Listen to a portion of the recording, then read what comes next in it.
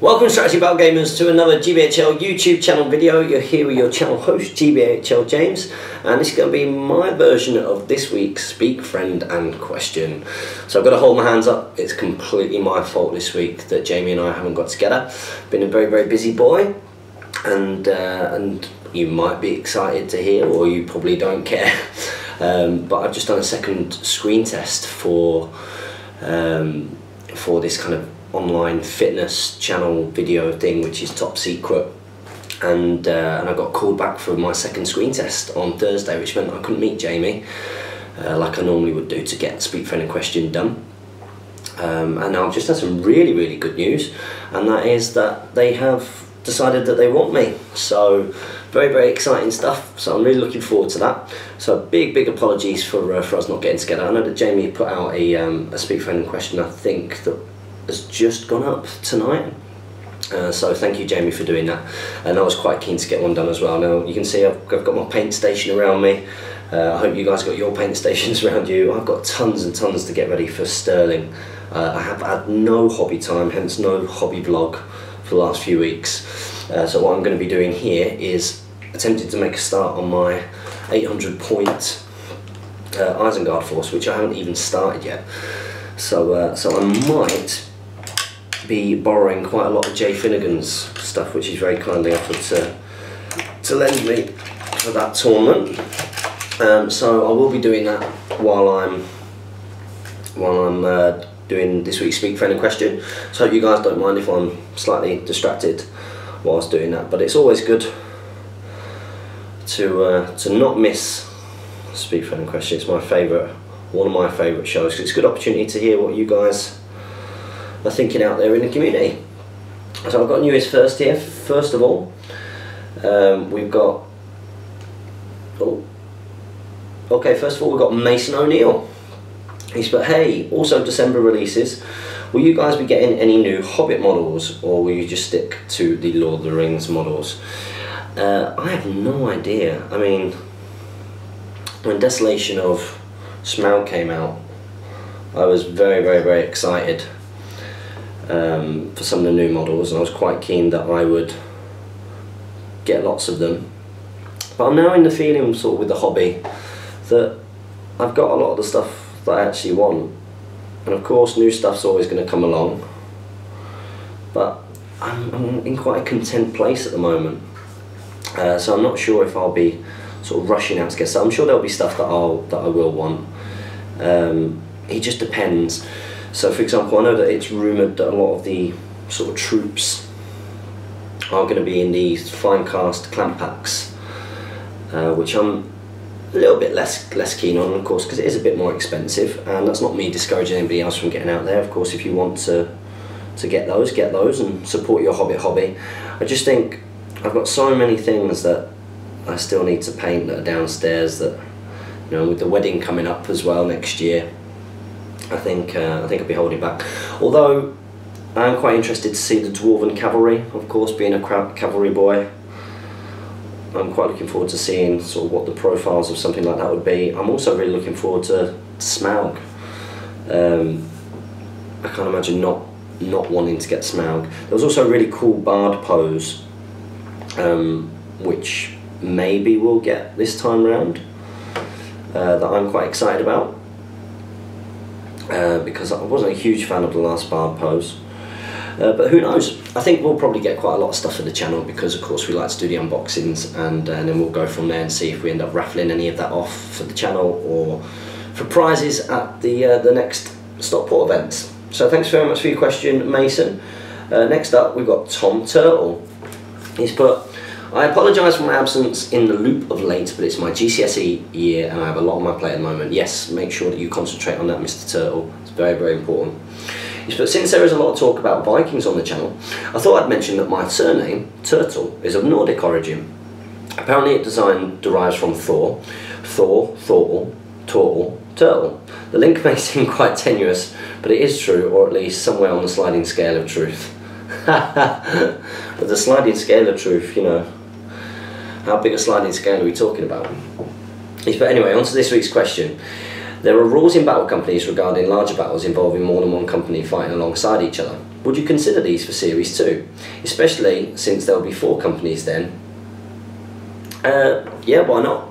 I know that Jamie's quite keen for us to do a battle company as well. All of us have got a company and we sort of film the progress. One thing that I'm really happy about is, I don't know how many of you guys are on the Great British Hobbit League Facebook page, but a group of guys in the southeast who come to a lot of the tournaments have decided to set up a Battle Companies League, which I think is a great idea. And already we're starting to see some of the sort of the narrative story lines coming through for the guys doing that. I think that's the good thing about Battle Companies, you know, you get to develop characters, and you know, it's a little bit more of that kind of role-playing-esque element to it rather than just sort of the war game side of it. So that's really good to see if anybody wants to go and get themselves involved in that. But yeah, I'm sure that we'll probably do something along those lines with our next Battle Companies. And then he's also put, who makes the miniatures for Saga? After watching James's introductory video, I'm keen to pick up some Welsh or Normans up. Where can I get hold of them? Just to put it out there, I'm totally behind you guys in trying out new systems, and I think it could potentially expose a whole new audience to the channel. Well, we think so too, and remember, you know, we're just a couple of guys who really like the Lord of the Rings game, and there's nothing wrong with us obviously trying other games, and if we decide to film them for your benefit, then it's just extra content for the channel. In terms of the companies that do Saga, Gripping Beast is the main miniature supplier for Saga, so you can check them out if you just type in Gripping Beast. But lots of companies do sort of Viking Age miniatures. So for example, mine are from War Games Foundry. I mean, some people even use Lord of the Rings, like especially Rohan models, to represent their Anglo-Saxons and such. So so yeah, you can use any miniature using the system, but Gripping Beasts are the main ones. But I do suggest that, you know, have a real good shop around for the miniatures that you like the look of most, because you might not like all the Gripping Beast stuff. I mean, I got the heroes from Gripping Beast, so I really do like their Harold Godwinson and his brothers. I think it's absolutely gorgeous. So and I know that their Anglo-Danish warlord is really cool as well. So I have gone to them for stuff, but I do recommend just have a little look around on the internet. So I'm glad that you're liking us trying out Saga. It's a shame that we've not had a chance to do more, really. We've just been so busy. So next up we got Jeremy Smith. He's put speak and he's put loop placeholder. So I think what he did last week was that he put loop placeholder and he forgot to put a question. If I'm right, let me know, Jeremy Smith. He's put, just kidding guys, friend. I didn't get a chance to ask my question last week, sorry. I was going to ask how much money you two have invested in the hobby and when to stop collecting after collecting all of a faction army. Please discuss if you like. Well, I think that James just gone out to go and get us some tea for tonight, so we can talk about how much money things cost. We know that it's quite an expensive hobby, and it's probably cost us hundreds and hundreds of pounds, to be perfectly honest. In terms of when to stop collecting, I guess if you lose, you know, when you start losing interest, or you're quite happy with it, you've got everything that you want.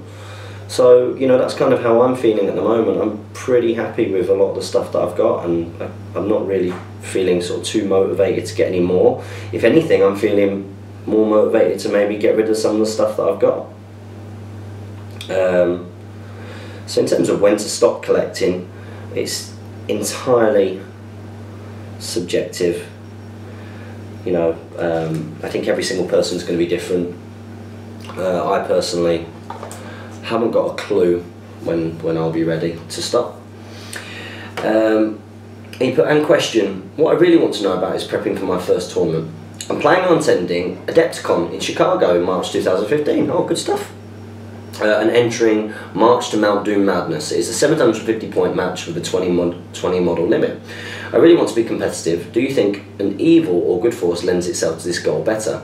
I'm thinking about 2 warband with heavy with heroes and elites, or the fellowship for 740 points.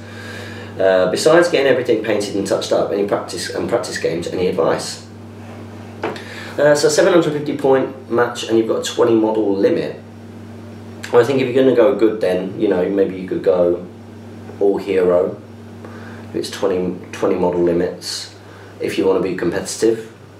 You know, we talked before about, you know, mixing up heroes and elites to make an army can mean that, or even just mixing up, well, yeah, mixing up heroes and elites to make quite an expensive low model count army can sometimes mean that your opponents focus on just focus on the troops. Having said that, you know, some people have said that they've had success before with sort of those kind of armies, and like I personally am going down the sort of Son of Ale route at the moment, where I max out Sons of Ale and that kind of thing. So, you know, you could do the same with expensive troop types like Rivendell Knights that can do lots of different roles, I suppose. But I would probably say go all hero, or, you know, with evil 20 models, then you can really sort of get the hurt on with some monsters, you know, get some of the nasty trolls and or ring wraiths on fell beasts and stuff. Just depends what you've got. But let us know how you get on. He says, besides getting everything painted and touched up and practice games, any advice? Well, just, you know, practice games are going to be really, really good, and, you know, you say that you want to be competitive. You're only going to know what works with you once you're doing those practice games, in all honesty, because what works for me might not work for someone like Jamie, and what works for Jamie might not work for me, as a bit of an example. So yeah, just have a play around and let us know how you get on, Jeremy Smith. And then he's put, also, as for being labelled mean, I'm just being honest. Didn't the quality of GBHL's videos improve? Of course they did. Mission accomplished, and no dislikes since. Well, I don't think they improved just because of your mean comment. I think that the quality of the videos are ever improving because we want them to get better. And I mean, ultimately, everybody has to remember that, you know, this is our hobby, and at the moment, you know, we don't get any monies for it. I know that some people have really sort of got behind the channel, and we've done things like raffles and things, which has helped to get new equipment, like the camera there. You know, Jamie still hasn't got, I know it was my stuff that I raffled off, but Jamie still hasn't got a decent camera. And, you know, we don't get paid to do this channel. So, although constructive criticism is always welcome, I think that sometimes on the internet people can be very, very quick to be the critic. And I just say, well, you know, if you don't like something, don't watch it, or do it yourself, because this is our hobby. But yeah, we don't mind constructive feedback at all. You put, P.S. Silverbacks are vegetarians. You might survive if you don't provoke it. Keep up the good work. That's all for now. First Aegis Smith signing off. Well, thank you very much as always, First Aegis Smith. So next question. Ian Marley put, did somebody say Panther? I really hope that you guys can make the league final. These are two funny guys. I owe Sean Hunt, who's Ian's friend, I owe him a pair of boxer shorts, because he did decide to try and attack me and pick me up on one of the nights out, on I think it was the Friday night at the last Stockport event, and as a result I gave him a huge wedgie, and he woke up the next day and his boxer shorts were all like, these were his posh Calvin Kleins as well. I mean, he woke up and he was like, somebody ripped my boxer shorts, and it was me. Really good lads. So you put, Saga looks cool. How much are the rules and troops for this, and where do you get them from? You've got to go to Gripping Beast. The rules are made by Studio Tomahawk. The miniatures, the official miniatures, are with Griffin Beast, but you don't need the official miniatures to play the game. Lots of people use the system and use other miniatures. You could even practice with the armies that you've got for Lord of the Rings, and just, you know, You could have a particular troop type which was your levy, a particular troop type which was your warrior, and a particular troop type which represented your elites. And then obviously you've got your warlord, maybe pop him on a cavalry base, he's meant to be on a bigger base. And then you could practice the game before even buying any of the miniatures for the Dark Ages. I think the rules are £22.50, I think. And you know, troops and stuff like that, you know, they're relatively cheap compared to Lord of the Rings. A lot of the miniatures, or the historical miniatures. Oh, what was that? There's some weird creature coming out of my paint pot. No idea what that is. And he's put, also, are there more than one named leader for each different faction? I think so. So in the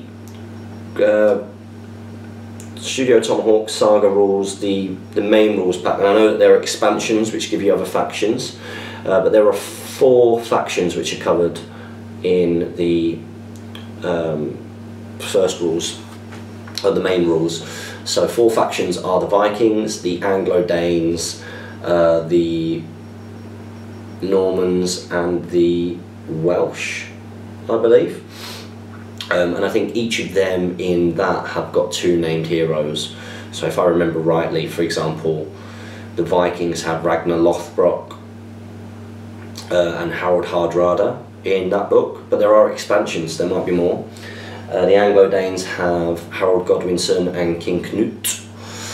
And I can't remember the other guys. Obviously the Normans have got William of Normandy, William the Conqueror, but I can't think of the other ones. So yeah, there are different ones, and I presume with some of the expansions you get even more, and obviously all the different factions, but I haven't got any of the expansions, so I can't tell you about those. It's put, would you like to consider starting this once you get your first back rep of it? And if I can get other... He put, would like to consider starting, sorry. Would like to consider starting this once you get your first back rep of it off and see if I can get others involved. Thanks. Well, that's brilliant. Yeah, I think it's going to be a fun one. I think a few people are quite keen to do it. There seems to be quite a few people who are interested in that sort of Viking age period of time. It captures a lot of people's imaginations. So yeah, I'm sure we can do that.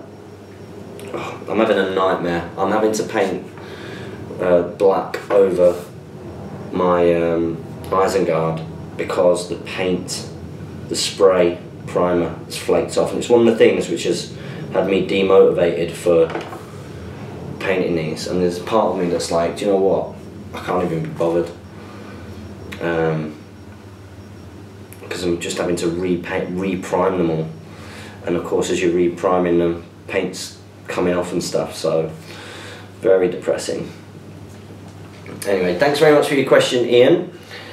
So the next question is from Kieran. This is Kieran, who you've seen beat me in a couple of back reps. He's put, I may have left the north, but I'll hopefully never be a stranger to you two. I'm sure you won't, Kieran. He's put, besides, my Uruks won't rest until they've clashed with James at least once more. Well, I hope not, because you know how to play against cavalry, and that can equal very painful time for me. I have to say. You put, my question for you this week is about battle companies. With the help of Murtaugh and others, we're about to launch into a London-based battle companies league, and are currently trying to hone the battle companies rules across the board so that they're fun, fair and balanced. Is there anything from your battle companies experience that you feel would benefit from a change, or is there perhaps something you would like to see added to the battle companies game? Great bids as always, guys. We'll see you soon at Stirling. So things that I would probably change, I would update the rules for breaking. I think that part of the game, you know, especially when both of you are broken, can drag on a little bit, you know, to see who runs off the board first, and then somebody comes back, and then the next time don't come back and stuff.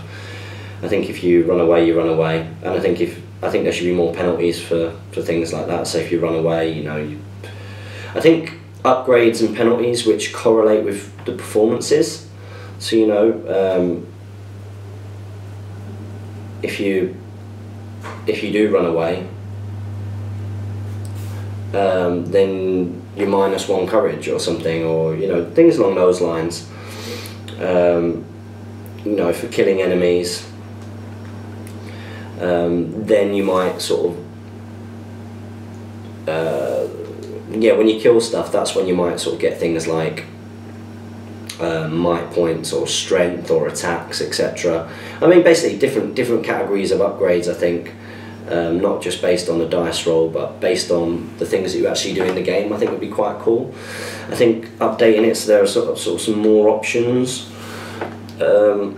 would be pretty cool. So you know, so you can really try and create the kind of company that you want. You know, although you still want that kind of random element, I think it's cool if you have, you know, let's say for example you've got the goal of trying to have, you know, all Warg Marauders or Sons of Ale. I think that it should be something which isn't unrealistic. I think some of the special rules need updating for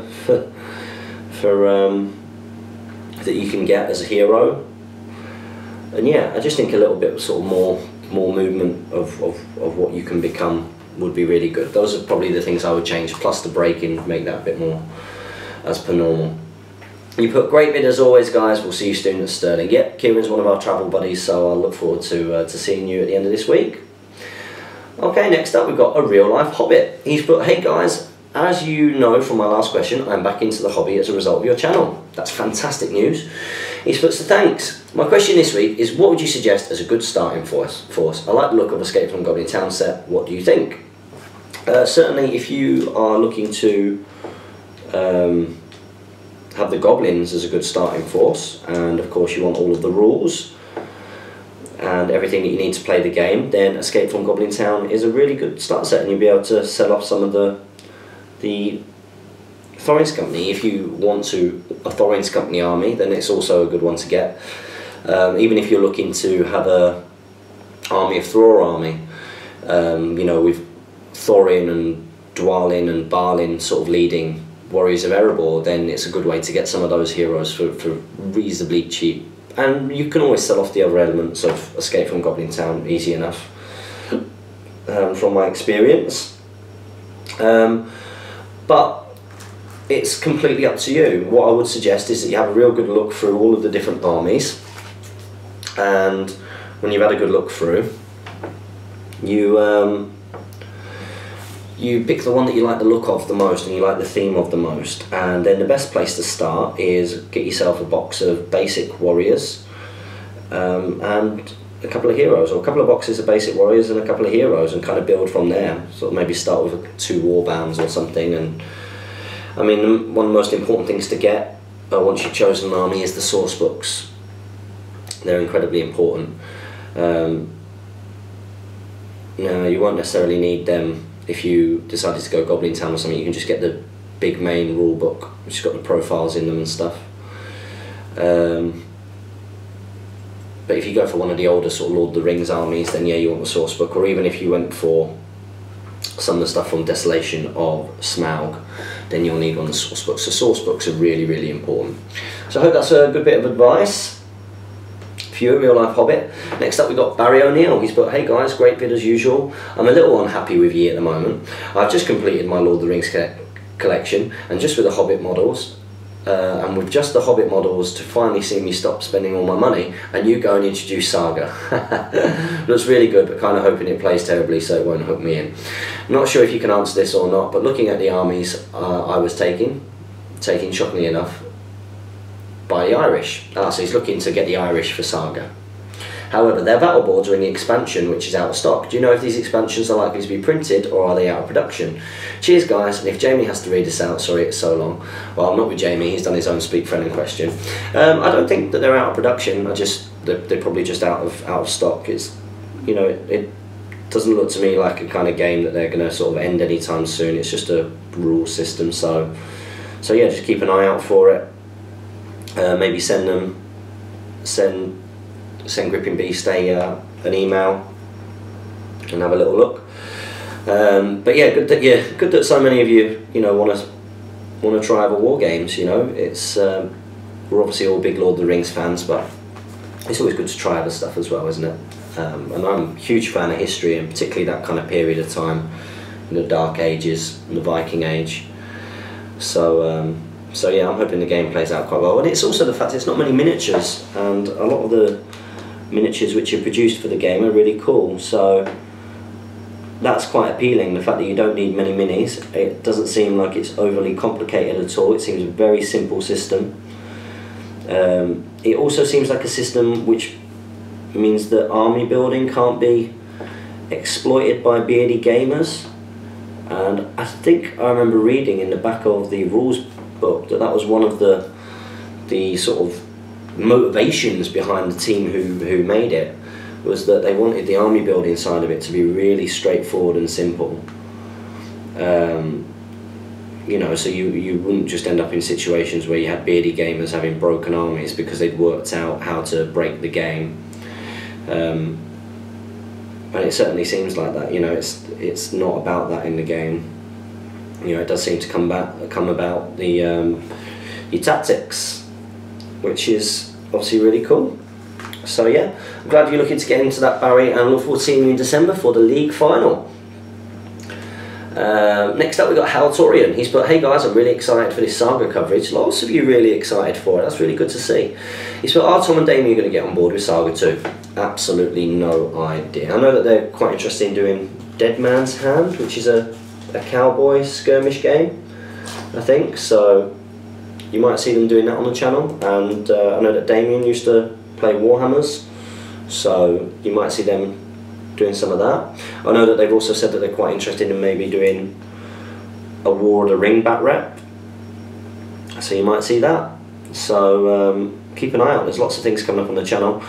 I mean, I was supposed to get a sort of Let's Try Warhammer bat rep up in this last couple of weeks, but with just everything that's been going on, I've just not been able to meet Dave Nolan, who's been offering to teach me, so I'm really sorry, Dave. Each time that he's got hold of me and said, right, okay, should we film this Let's Try Warhammer battle report, I've had to let him down the last couple of times just because of this casting.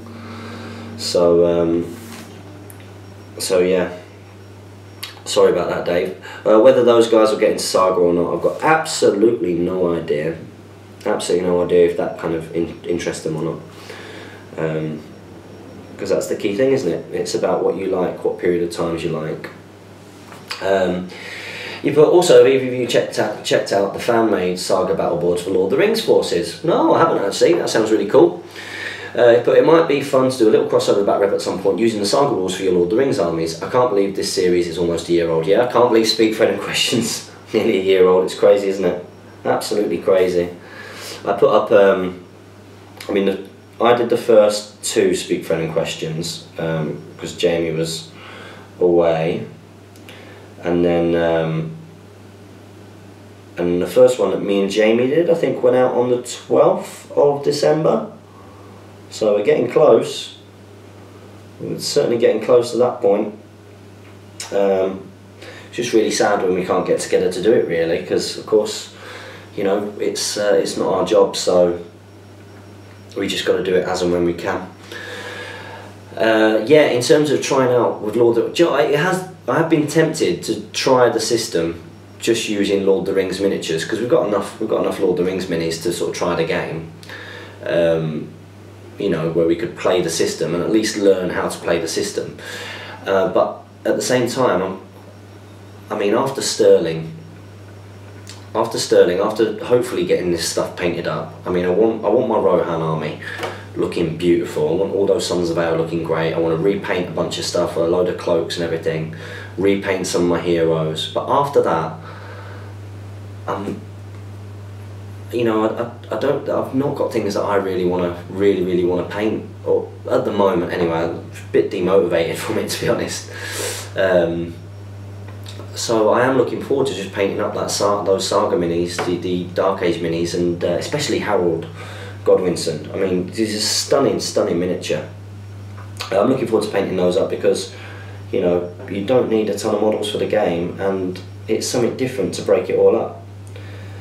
Inevitably, what's going to happen is Battle of 5 Armies is going to come out, and it's going to restoke my hunger for collecting Lord of the Rings minis, and I'm going to go to that place again where you just buy everything.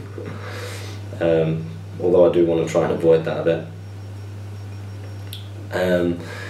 So yeah, next question is David Whittaker. Thank you very much, David. He's put, didn't comment last week, which is so not on. I agree. I owe Jamie a big thank you for putting me and Tom Pickard up for the night in Mansfield. Yeah, he's that kind of guy. He's a nice guy, Jamie. He's put, I owe you a drink or two next time I see you. It was great to meet you, and James, I'll hopefully see you at a tournament soon. Yeah, fingers crossed. Hopefully you can make the league final. And I hope some of you guys who haven't paid yet for the league final are getting yourself lined up to come down. You know, be great to see you guys supporting it. Got a few little things to look at in the rules pack. With the scenarios, very, very kindly, I'd like to give a shout out to, first up to Tom Harrison, who gave me the initial sort of scrutiny of the scenarios, which was very helpful.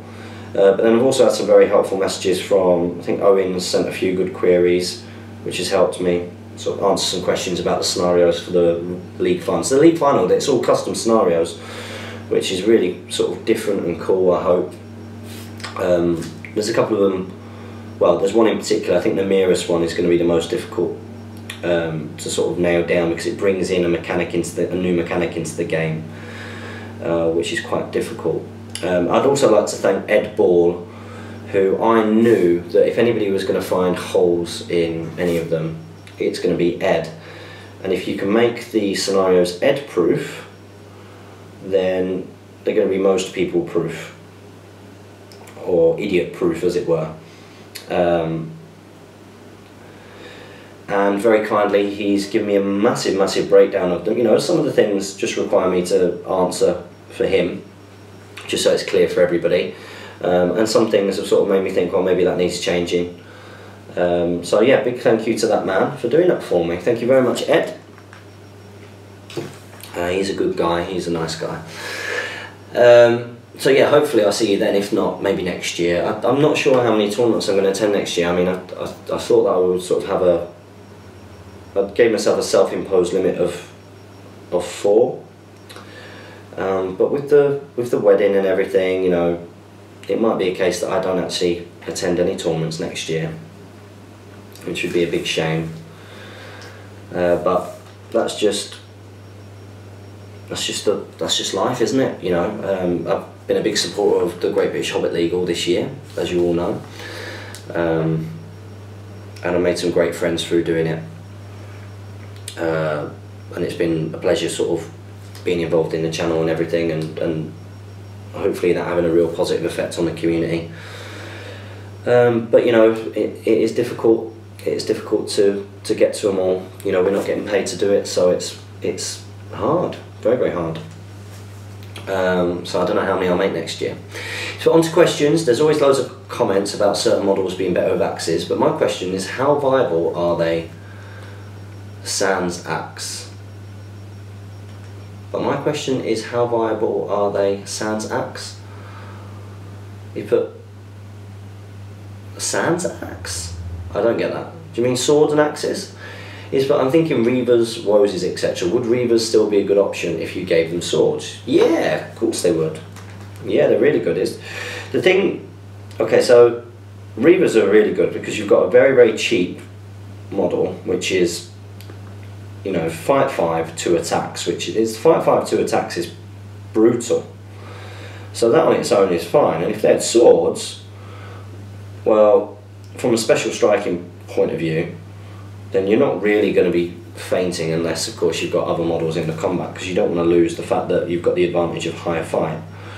The thing with the axes, which makes them great on Reavers, is that you've got quite a high chance of winning the fight, and it's the fact that then your strength, which is, you know, they're only strength 3 Reavers, you know, which is for evil. A lot of evil things are strength 4. And strength 4 is so important when taking down, you know, your defense 6s and your defense 8s and stuff like that. So basically your even numbers. So if you can, because they've got low defense anyway, the Reavers, you might as well piercing strike with the axe, and all of a sudden, not only have you got a good chance to win the fight and 2 attacks, but you've also got a much better chance of wounding. And Woes are good. Woes are good. It's just that the axe, because it's something that's free, and that you might as well do, massively increasing the strength of them. I mean, it just makes them that much better. It's not that they're not good without them. They are good without them. They just become incredibly good for not paying any more points with them, and I think that's the key thing. So I hope that helps. He puts one more. On the theme of axes, and following last week's question about all throwing spear Rohan, how do you reckon hoarding up on all axe Helmingus could work? Yeah, I mean,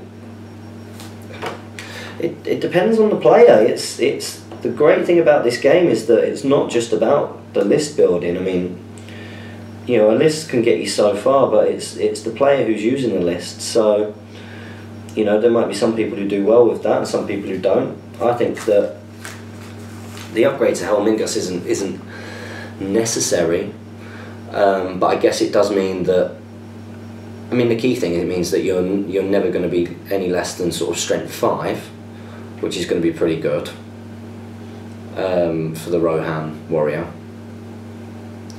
which is then going to be really key for taking down your defense 5s, even your defense 3s, 5s and your 7s, so all of a sudden you're going to be giving dwarves a bit more of a problem.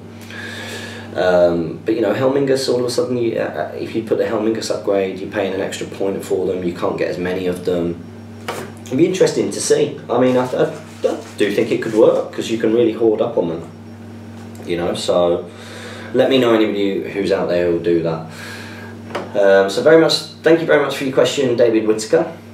Next question is from Joe White. He's put, hey guys, my question this week is which trolls are best? I would have to say Tom, as he can automatically get higher fight for 3 turns, or Bert, because trapping him will prove costly if you lose combat. And the Isengard are the worst, as they have low fight and no might. So which trolls are the best?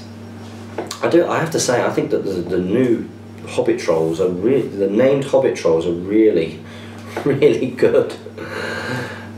Like, they're really good, especially as part of that list, because you can afford to get them in without them giving you a massive hit on your numbers. I mean, you've already got masses of goblins, and you know, so yeah, you could get more goblins, but they're so hard to take down. You've almost got to kind of ignore them in that list.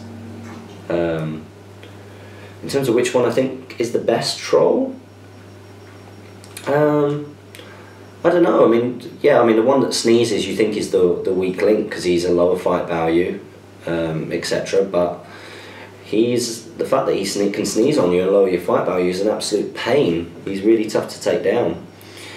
They're all tough to take down. So yeah, I think the best ones maybe are some of these new Hobbit trolls. I think they're really good. Troll chieftains and things like that, they're all pretty good. The worst ones, I'm not sure whether I think that the Isengard troll's the worst. You know, cave trolls are pretty reasonably soft. But yeah, I like trolls. I think that they're pretty cool. Which is best or worst? I've got no idea. I've never really used them, and I've not come up against a ton of trolls. I do think that I have come up against the new Hobbit trolls quite a bit, and I do think they're pretty good. But thanks very much for your question there, Joe White. Next up, we've got Jonathan Mack. He's put, hey guys, sorry I haven't asked a question in a few weeks. Been studying lately. Hey, that's more important than asking us questions, which I know is hard to believe, but it is. He's put, so my question this week is, do you think that the White Council can be a competitive army?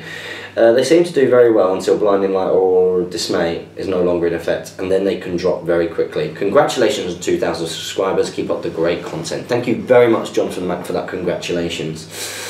Can they be competitive? Well, I know that sort of in our local meta, as it were, I think that a guy called Tony Moore seems to do quite well with the White Council on foot. But I think the issue is that there are a lot of heroes in it which aren't, you know, your 3 attack, 3 wounds, 3 fate, you know, 3s in all the right places kind of heroes. You know, which is a problem for any all-hero force. It really is. So I think that's sort of one of the main things. I know that there are lots of different White Council armies you can do, but let's say if you went all sort of the White Council, what we perceive to be the White Council. Again, I mean, there are going to be players that are going to be able to play really well with it. I know that Kieran took an all White Council on foot to a Mansfield tournament at 1,000 points and I don't think he won a game. I think he was rock bottom. So that might give you a bit of an idea. But remember, we don't choose all of our lists because of the competitiveness of them. We like to choose certain lists because we like the theme. And the theme of the White Council is brilliant. So if you want to do it, do it. Next up, we've got 19 Mark F91. He has put... is that all my crossbowmen done? Hang on a minute. No, surely not. How many more? 1, 2. 2 more crossbowmen to do. Woohoo! He's put, hey guys, my question is, what happened to Chop Chop Master? Apologies for the spelling. I miss shouting it at my screen. Happy strategy battle gaming. We all miss shouting Chop Chop Master! Oh no, we all do miss it. So maybe let's try and find a way to get him back into it. I'll tell you what, in the next Speak Friendly question, and I recommend that if you've got questions that you put them in Jamie's version of Speak Friendly question, because his one was up first. I recommend that you sign off with a Chop Chop Master, and then, you know, he won't be able to resist coming back. That's what I'm saying. So yeah, we do miss him. I agree. Thanks very much for your question there, 19 Mark F91. So next up we've got Kurt Leach. Kurt Leach has put, I asked a question 2 weeks ago but didn't hear Jamie's point of view. It was, can you pass banners onto the same troop type? Yeah, you can pass them onto the same troop type. I think you can pass them to other troop types as well. So he put, congrats to Jamie on getting a new house. Yeah, it's good. It's good that he's gonna be getting out on his own again. Gonna be really good. He's put, I never did stats for Tom and Damien, but I have done one for you two. I kind of made Jamie, sorry, overpowered. I would imagine Tom would be something like an Alfred with more will and lower fight value, and Damien to be something like a Radagast. He put, who between you two is the cheesiest player in SBG? Sorry for the long post to whoever has to read it. Well, we both had to read it because we're both doing Speak Friendly question. Who is the cheesiest? I would definitely say Jamie, but I can see that, you know, I've done things which are pretty cheesy before, so, you know, I did put axes on my Reavers. That wasn't originally because of special strikes, it was actually more to do, well, it was, but for my Warriors of Erebor, that I wanted to have the swords like Dwalin, and also so that they could feint, so you had a front rank that could feint, and that's, you know, that's quite a cheesy thing to do. A few people have sort of grown to think that using lots of Sons of Ale is quite a cheesy thing to do because they're an elite, and especially now that I mean, usually I don't use loads of them. Loads of people think that I use loads, but it's usually less than a quarter of the army. But I am now in thinking that maybe I should just try and take as many Sons of Ale as I possibly can. So that could be deemed cheesy. But I would say that Jamie is definitely sort of the more competitive from a gaming point of view of the two of us. I mean, I like to win, definitely. But Jamie will sort of build sort of tournament powerful lists, and he will sort of think about who's going and what he might come up against, and you know, he will make, you know, he's done things like the Dwimmerlay with the shade and stuff like that, you know, which is, you know, real tough competitive army. So I would probably say Jamie. I think Jamie would probably say Jamie as well, but I've not watched his version of Speak Friendly question yet, so I might be wrong. Anyway, so next up we've got Ryan McGinn. He's put, hey guys, sorry for the American terminology. Yes, a cleat is a football boot. Thanks for letting us know. I had no idea what that was. He's put, here's my question for this week. He's put, can you use the Last Alliance Elf Warriors, as per the main blue rulebook, in the Rivendell Force? I believe the profiles High Elf Warrior, Free People's Book, and Elf Warrior, main blue book, are the same, but I'm not sure. Yeah, I think they are. Thanks for the help and keep up the great work. Yep, in the last alliance you get high elves with elven blades, and you get high elves with bows, and you can use them in that list. So use them. I hope that answers your question. Well, it does answer your question. So thanks, Ryan McGinn. Next up we got Peter Sanson. He's put, thanks for the great shows. He's put, I like Jamie and his wozers, but I don't like his Garn, but that is for another time. So this is Jamie putting an axe on Garnbury Garn. He's put, question for this week is not SBG related. He's put, I'm following a game called Imperial Assault. It is a Star Wars box game that contains a narrative campaign and a skirmish mode. Since you are Star Wars fans, is this a game that you would consider trying? Do you know about this game? Have fun. I don't know anything about the game, but it does sound cool, and yes, I would think about trying it. You know, I want to play more board games. I'd love to play more board games with Jane. I'd love her to be interested in board games. I'd love for her to try X-Wing, because that's a bit like a board game. I have also ordered one of the new limited edition Space Hulks, which is coming from Slayer Games. I know that Tom has just had a baby, so congratulations to Tom from Slayer. Which I think means that once again my order kind of got lost. So I have been waiting for a couple of months for that now, but I've been assured that it's on its way, so I'm looking forward to playing that. So yeah, I think I would. We've got a Game of Thrones game that I'm dying to try, a board game. And also Lord of the Rings Risk is down there. I've seen a few people post up the War of the Ring game, which looks awesome. Looks like a game that I'd love to get involved in and play. Would you guys like to see us play board games on the channel? It's would be quite an interesting thing to see if that's something that people want to see.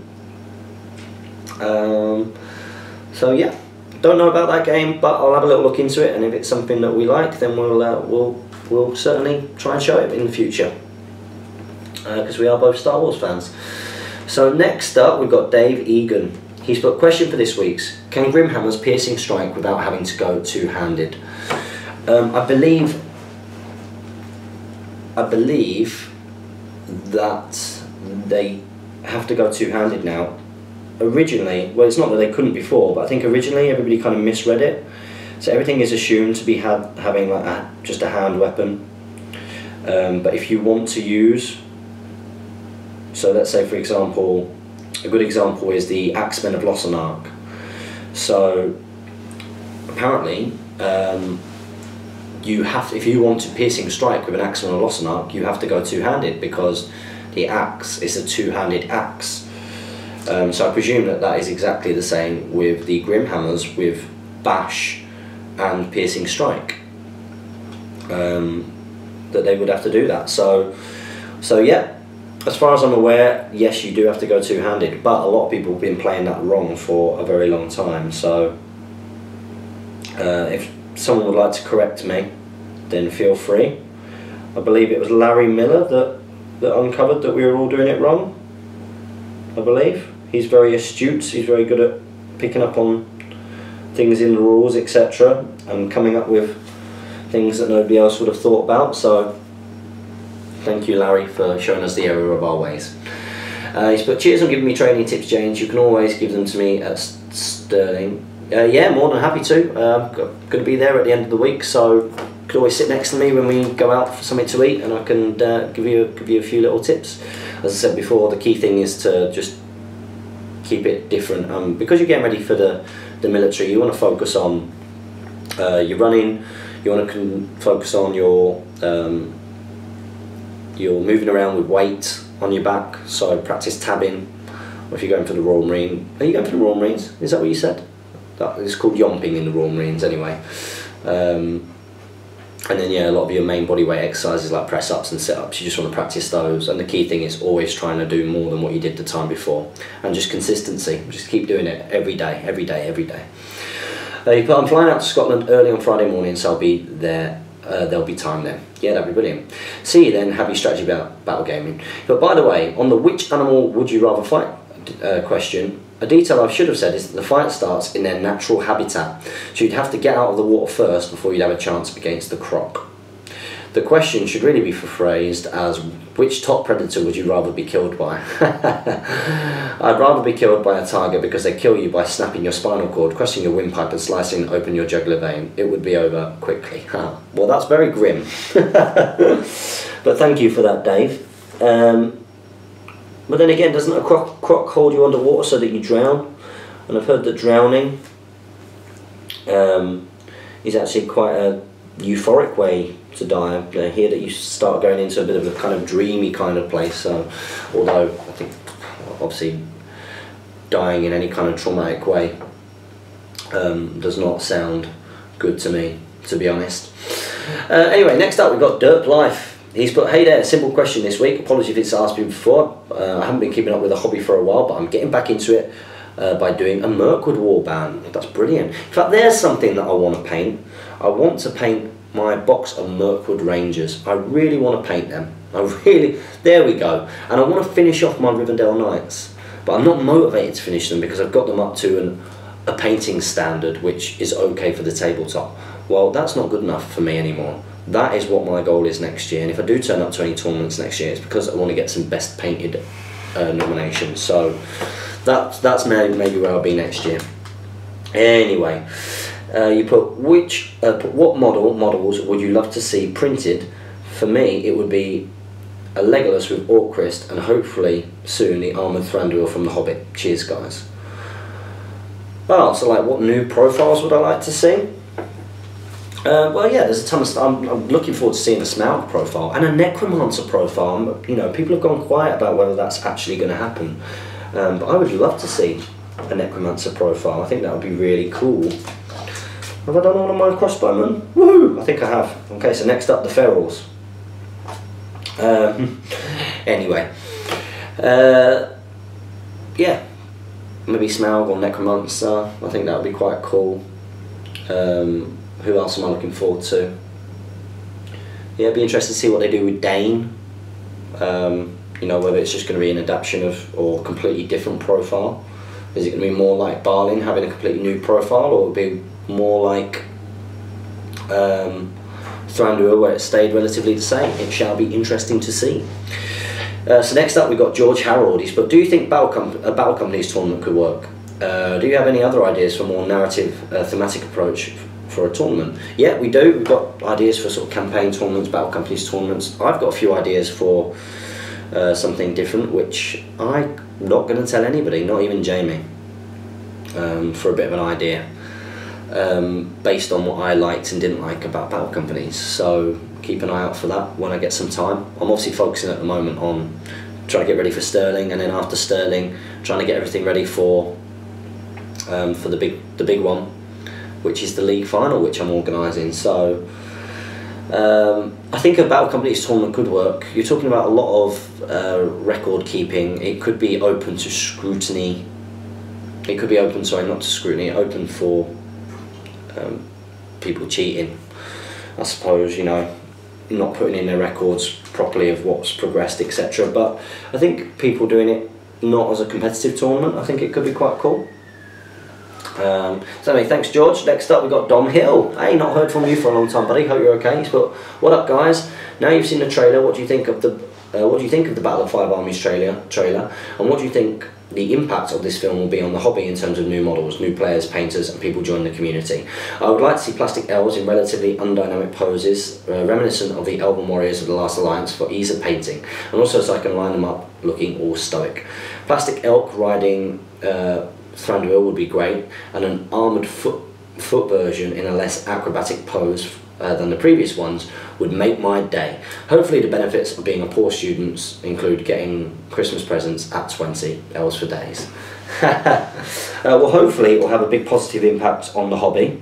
That's what we're all hoping for. We're hoping a lot of new players or new people will get involved. They'll think, oh, do you know what, we love that movie.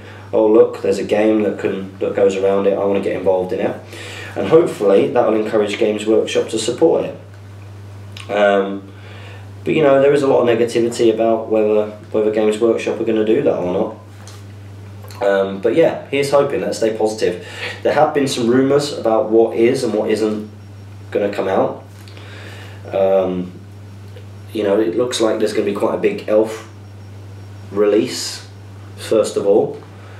and it does look like a lot of that is going to be fine cast. However, I've got no idea whether this is true or not. It would be great to see plastic boxes of troops. Will it happen? I've got absolutely no idea. Absolutely no idea. Sorry, my phone is ringing. Let's see who it is. It's Jane. I'll just have to pretend. Just because we're doing speak friend and question, aren't we? So yeah, it would be nice to see some plastic boxes of things. I hope that it means a sort of big surge in new players, because ultimately that's how this hobby is going to continue to grow, and the best way to do it is you guys being really positive about it, getting out there and, you know, getting people involved, doing intro games for people, running tournaments, coming to tournaments, watching this channel. That helps, you know, it does help. The more you watch the channel and you comment, like, share and subscribe, the more that the channel goes up. When people type in things like Hobbit Battle of 5 Armies, our battle report might come up as a result of you really liking that one. So, and that might get new players. New players means that the hobby is more likely to continue. So yeah, let's keep our fingers crossed. Anyway, next up we've got Aidan Glover. He's put, alright guys, he's put, Jamie, would you rather give up Lord of the Rings SBG for a year and keep your hair, or shave your hair off so you continue playing Lord of the Rings SBG? I think Jamie's quite liberal with his hair. I don't think he'd mind shaving it off at all. I mean, I know he loves his hair. I know he loves having hair and a beard. So yeah, I think he. Well, I've not seen his answer, but I think he'd shave it off. You know, he tries different things. So I don't see him wanting to quit the hobby anytime soon. So yeah, I think that would be his answer. But you've got his speak friend and question, so you can actually get his answer by watching that one. He's put, consider this: if you chose SBG, you'd be bored in all of the future videos. Thanks guys, and keep up the good work. Yeah, I don't think he'd mind. I think it'd be odd seeing a Jamie with a shaved head. Can you imagine? Anyway, I always find it really interesting when you see in the like the suggested videos bar on the right hand side when you're watching the videos, and when you watch our videos, obviously a lot of our videos are then therefore suggested, and it's really funny to see sort of the changing hairstyles and faces of Mr. Giblin, and even me. I mean, we both look very, very different, you know, month to month. It's crazy in, you know, just a year how much changes in you, and I guess the channel's been a real good kind of catalogue of that for us. So next up we've got Ryan Hobbit Hinch. He's put, hey guys, hope you're well. Yes, we are, thank you very much. He's put, simple question for you today: for competitive play, what list does better and why? Army of Thrall or Durin's Folk? Maybe an alliance between both of them. Keep up the great bids, Ryan. Well, very interesting. Well, I think that there's more to a Durin's Folk list. There's more variety of very good heroes, which are reasonably sort of priced, mid-level heroes. You've got a good variety of very strong troops, you know, so you've got like your Khazad Guard, you've got your Iron Guard, you've got things like Vault Wardens that you can get in there as well. Whereas Army of Thrall isn't as a developed list, and you know, it lacks strength 4. Grimhammers aren't fantastic. The fact that you can have spears is obviously something that dwarves haven't had before, but that's not necessarily still going to win you games. You know, things like the King's Champion and sort of the old Balin profile and stuff, you know, these are very, very strong. So I would say Durin's Folk is more competitive just because of the list depth and the hero depth. But I'm sure someone will prove me wrong at some point. And turn up and win. And very recently Callum won a tournament with just bog standard dwarves, so good on that man, well done Callum. So next up we've got the Heresy of Bacon Lad. I love that. He puts, hi lads, thanks for answering my question last week. I'm 100% completely brand new to this hobby, so sometimes I don't fully understand the terminology used on the channel. I was wondering if you could clarify what you mean when you describe someone's army list as cheesy or dirty. So usually, well, to us, a cheesy army is something where you are sort of exploiting combinations that aren't necessarily thematic, for the purpose of having a powerful army for competitive play. So that's what you would say a cheesy army is, or an army which is, you know, the troops are known to be underpointed or something along those lines. You might say is cheesy, and it goes against the theme. So that's what we tend to mean. But again, I mean that term, it's something that I never heard of before I got involved in the hobby. So I know that a lot of other people have got different opinions on what cheesy or dirty list means.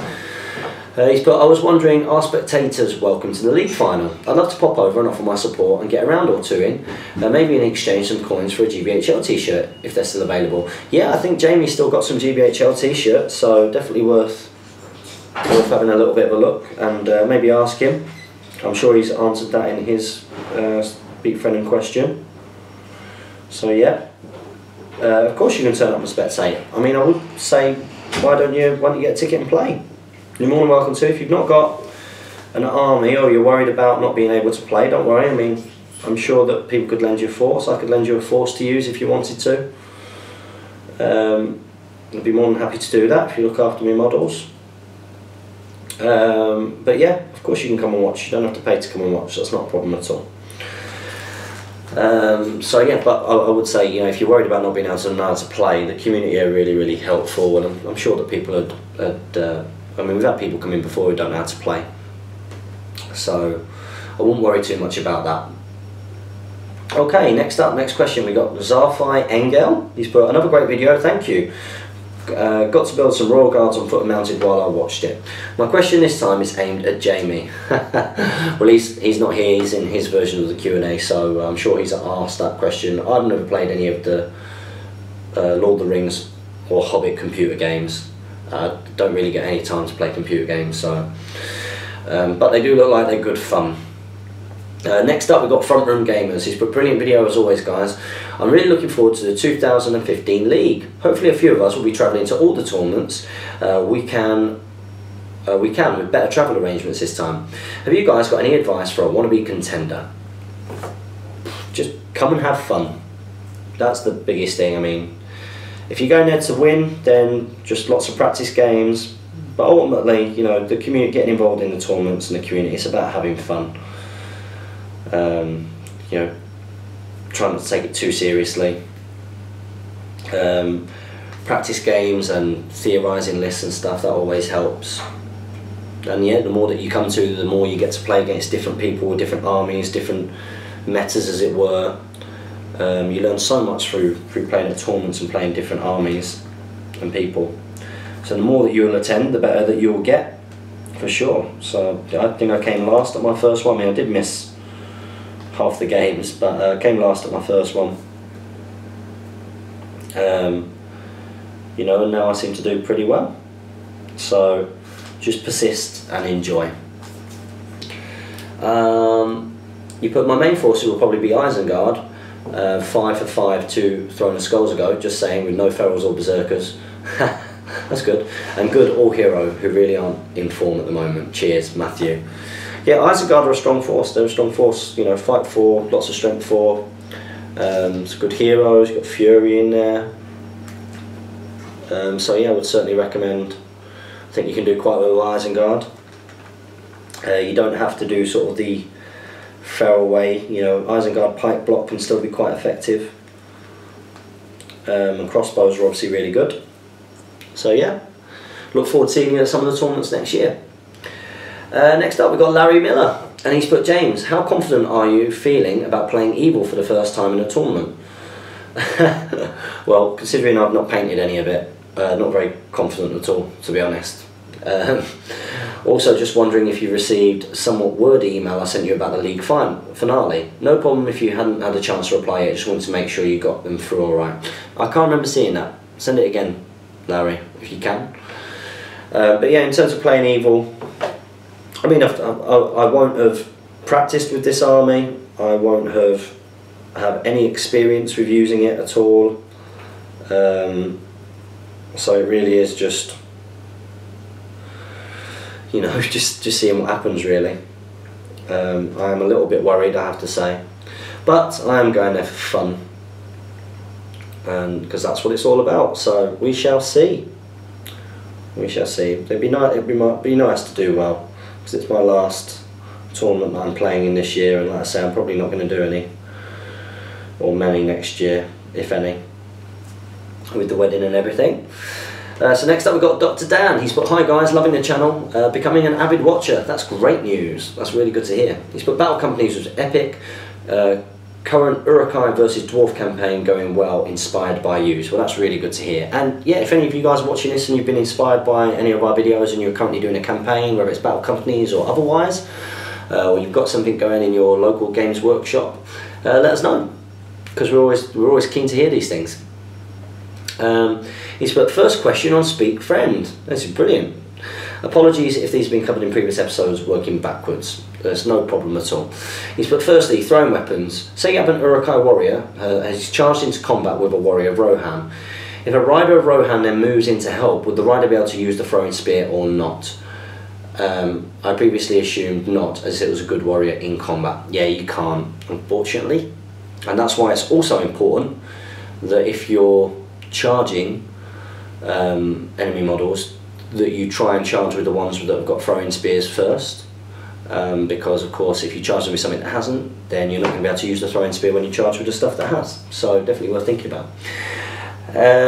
Secondly, he's put, do you guys use Grimbold? If so, do you think he is underpowered compared to the Dunland captains he is supposedly meant to be related to? Have been toying with giving him strength 5 in order to address the balance. Thoughts? It's hard, Dan.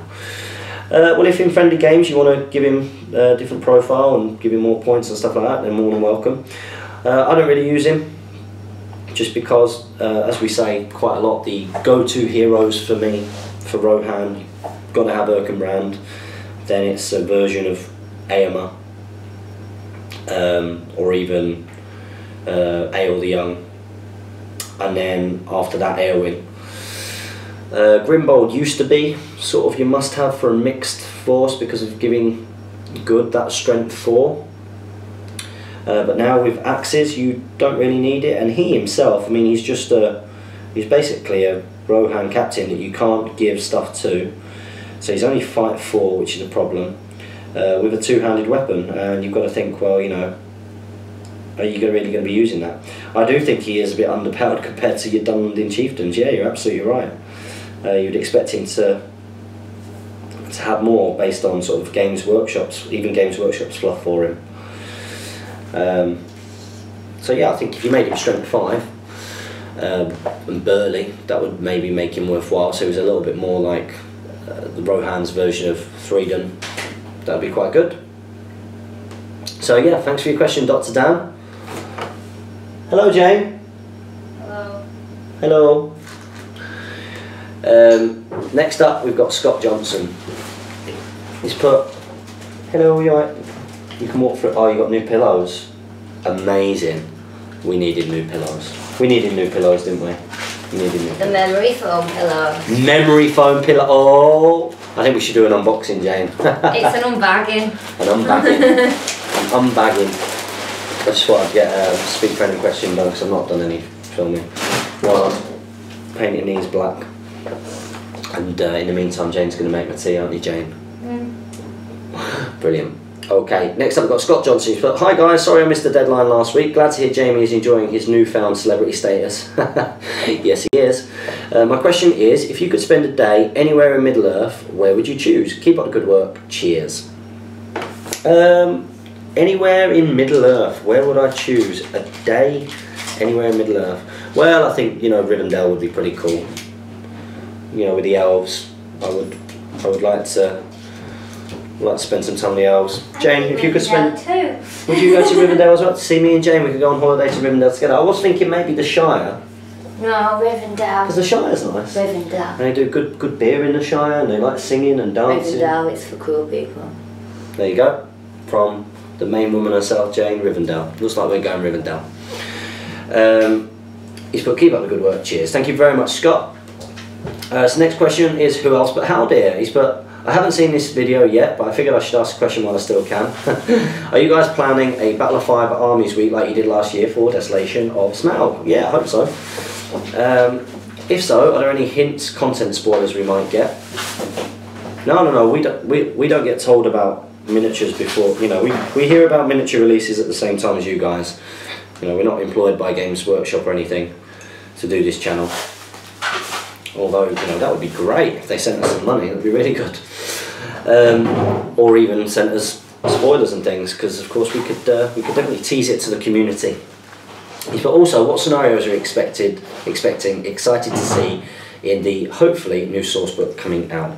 New scenarios. Well, still not played any of the Desolation of Smaug scenarios, I have to say. So, what would I be excited for, scenario-wise? Well, I guess, you know, the scenario that involves Smaug at the beginning is going to be pretty cool. If we could get that, that would be quite good. And also, I think everybody's really excited for Dol Guldur and seeing what happens with the Necromancer and Gandalf. And having seen the trailer, that is one of my favourite bits when Saruman, and I think everybody will probably agree with me, and you can put a comment below, but the bit where Saruman turns around and says, "Leave Sauron to me." It's like, wow, yeah, that's going to be a good part of the movie. And I wonder, you know, is that going to be the bit where, you know, Saruman is first sort of lured by Sauron? You know, maybe they'll tie it in that way. So who knows? Who knows? Anyway, thanks for your question, buddy. Next up we've got Camille Demansky. He's got, "Hi guys, today a question for James. Can you tell me how difficult is Tough Mudder race? I'm planning on attending a few of the races next year. Let's make a GBHL team for the next Tough Mudder race. That would be mud fun." And he's put, "You'll never walk alone." Well, I'll tell you what, I can't give you an honest experience of how tough Mudder is, because I've never done it. But I do have a team who go every year, and guess who did do Tough Mudder last year? The marvellous Jay Dempsey. Would you like to sit down and tell Camille about Tough Mudder? It's amazing. Train for it hard, and I would say just enjoy every minute of it. He wants to know how difficult it is. Did you think it was difficult? If I hadn't trained, then probably yes. I'd have probably thought it was difficult, because I did train quite hard for it, and I'm really glad that I trained. Yeah, we're very proud of you, weren't we? So yeah, I was really chuffed. So I would say that if you was just going to leap off a sofa and do it, then yeah, it would be hard, but with the right training and the right eating habits, then definitely you'd love it, every minute of it. And it's worth it, because the t-shirt's really cool at the end of it. So Camille has got the most gorgeous daughter. Oh. And there's a video. Oh, and you can take kids too. You can take family, and they like watch you and cheer you on and stuff. So. Well, Camille's daughter, there's a video of her on the internet saying, "Support your Hobbit hobby." Oh. Which is like obviously our phrase. What I would say, Camille, is that something like Tough Mudder is meant to be a fun thing. So of course you can make it really hard by going and trying to compete in it and like run it as fast as you can and all that kind of stuff, and then it probably is going to be a tough race. But most people who do Tough Mudder do it because of the social side of it, and that's why you get people from Biotic Fit doing it, because it brings people together. It's a nice social thing. Like the group that Jane was with, did it take you something like 6 hours or something ridiculous? 5.5. 5.5 hours. You know, so that gives you an idea. You know, they're not racing when they're doing that in 5.5 hours. They're walking between obstacles. They're having a laugh. They're going back for each other, and you get little like bars to eat and bananas and little bottles of water and toilets. He thinks that we should do a Great British Hobbit League team. That would be quite cool. Yeah, I think it'd be quite cool. Maybe we could pretend it's at the Shire. Pretend you're rolling over the Shire hills. You could do. You could certainly do that. So yeah, there you go, Camille. So from Jane Dempsey herself, who's done Tough Mudder, it's not that tough, but probably good to do a little bit of preparation for it. From me, I would say it's, you know, these things aren't that tough. You know, they market themselves as being, you know, horrendous, and the obstacles being horrendous, because of course it brings that sense of challenge. But they're more of a team event, and you know, it's good fun. it's good fun. I wouldn't be worried about the distances or anything, because you spend a lot of time sort of queuing at obstacles and stuff, so it's not like running the equivalent distance. So there's lots of sort of stopping and starting. But I'm sure if you did it, you would have a great time. You'd have a great time. So finally, final question is Jay Donahue. He's put, hey guys, time for some GBHL Saga profiles. GBHL Emma, Warlord. GBHL James, Warrior. Everyone else, Levy. There's no such person as GBHL Emma. So get it right, Donahue. So anyway, that brings me to the end of my version, at least, of this week's Street Vending Questions. So you've got a couple of videos from me and Jamie. Mainly as well because no hobby vlog. I mean, I might do a little hobby vlog tonight, but I'm just painting all these guys black, so there's not going to be too much in it. I mean, it's very frustrating because as I paint over them, the previous primer is flaking off, and I don't know why, and that's why I'm having to repaint them all. And hopefully, it doesn't mean that the primer is on too thick as a result, and I lose some of the detail, because that would be devastating. That would be very, very upsetting. So guys, as always, make sure that you comment, like, share and subscribe, that you follow us on Twitter, which is very important, and we also do have the new GBHL podcast Facebook page, so I suggest that you guys go and like that page and become fans of that, because we'll be running competitions on there and be giving updates on that page, so make sure you do that. And as always, happy strategy battle gaming.